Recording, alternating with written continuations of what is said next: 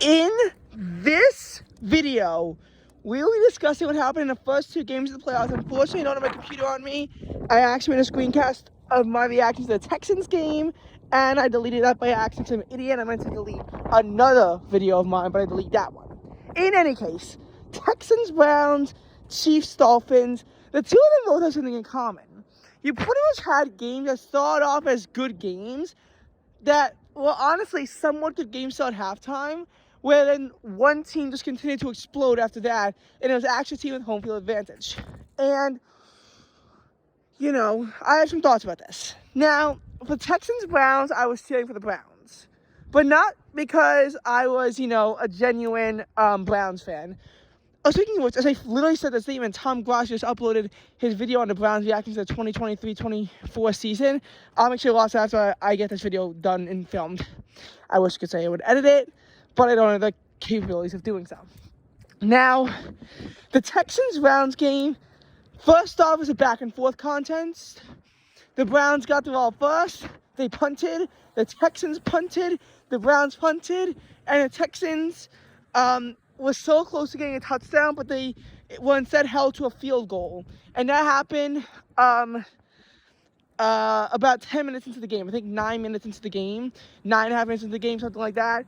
The Texans scored a touchdown. Cleveland then marched on the field in 3 minutes, and they actually scored a touchdown. The Texans, though, closed out the quarter with a touchdown 2 minutes later, and that's how the first quarter ended. But the Browns would open up the second quarter, about 3 minutes after the Texans got a touchdown with their touchdown. But the Texans, in 18 seconds, were able to get a touchdown because their wide receiver just made a perfect run for 76 yards. And I'm not too familiar with Texans versus Browns players, but, I know their quarterbacks. And then, things got messy for a while because then the Browns had to punt the ball and the Texans punt the ball. I don't know what happened, but, 11 minutes after the Texans got their touchdown, they scored another one. And the Browns tried to, obviously get into field goal range, but they couldn't. A big reason why, they're so critical for the Browns to get a field goal is because, with that touchdown, the Texans had a 24-14 lead. That's a two-score game. And the Texans were getting the ball to start the half. So the Browns wanted to cut it down to a one-score game so that if they got one stop and then they just got something, they would be able to, take the lead or at least force a tie. Unfortunately for the Browns, yes, the Texans had to punt it away after, they couldn't do anything. But then Flacco threw 2 pick sixes in a row. One of which was 82 yards, the other one was 35. So obviously, one of those more impressive than the other. In one case, Flacco was in field goal range and he wanted to be aggressive with that long pass. And, Flacco, he threw a pick six. And then he did it again. Yeah, and that's just how it is, with the Texans, is that they can make these absolutely huge runs. They can score on 3 plays. They could score a touchdown on 1 play. I mean, they're beasts. Down 4 points against the Buccaneers in Week 9, C.J. Stroud was able to get them to a touchdown with less than a minute left in the game, down by 4. And that requires a touchdown, not just a cheap field goal. He actually needs to march on the field and score a touchdown for that, and he did. Kneeling on the 2-point conversion try because obviously he didn't want to risk the chance of the Buccaneers being able to return it for a pick 2 or whatever it's called.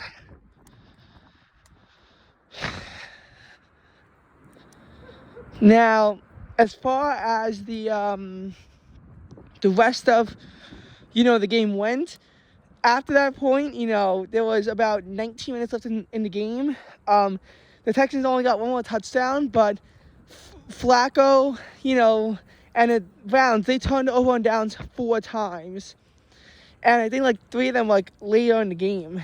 And they also lost a fumble there, although it might have just been counted as a turnover on downs.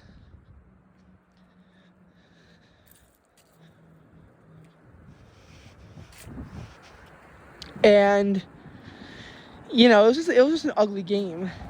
You know, the Browns had one chance, and then when they got the next turn on downs, the Texans just kneeled out the clock.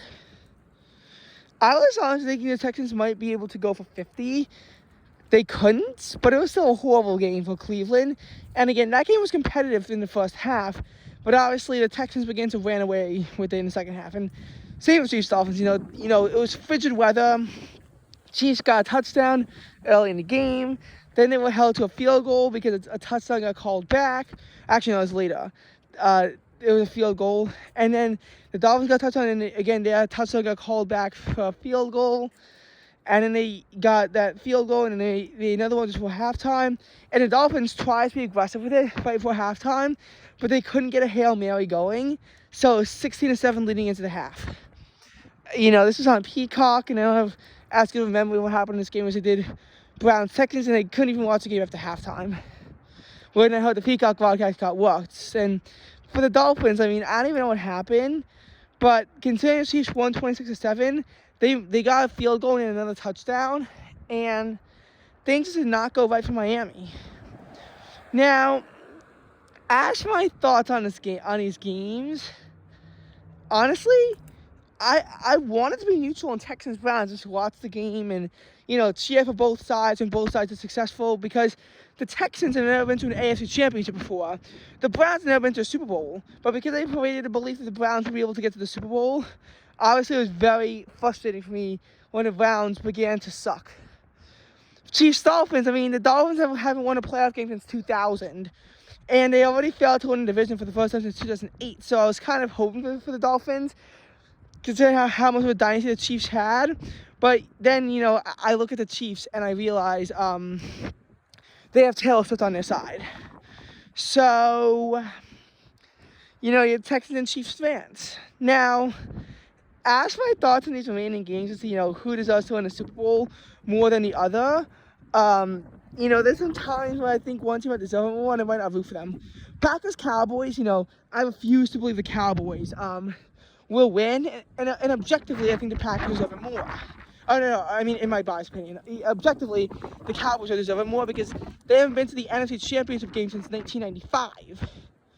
And, you know, Packers frequently make it to the NFC Championship game, and then they keep losing in the NFC Championship game. And, you know, they had two Hall of Fame quarterbacks for 30 years, and during that time, they won 2 Super Bowls, one with Favre and one with Rodgers. If that's anything to go by, Jordan Love is going to get a Super Bowl in his career, but again, that's all there is to it, really. He'll probably only get 1 Super Bowl in a 15-year career, and you know, it's great to see that the Packers have a quarterback with Jordan Love. It's great to see that, but objectively, the Cowboys deserve it more. But I'm an Eagles fan, so therefore the Packers deserve it more. Anyway, then you have Lions-Rams. The Rams won Super Bowl 56, which was literally 2 years ago. The Lions have never been to a Super Bowl. They haven't won a playoff game since 1991. This is their first division title and playoff game in Detroit since 1983.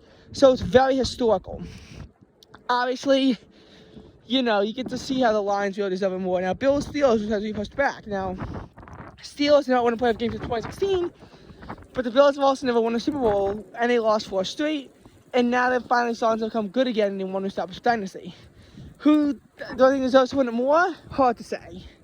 Finally, Eagles Buccaneers. Obviously, the Eagles went to Super Bowl 57, and they won Super Bowl 52.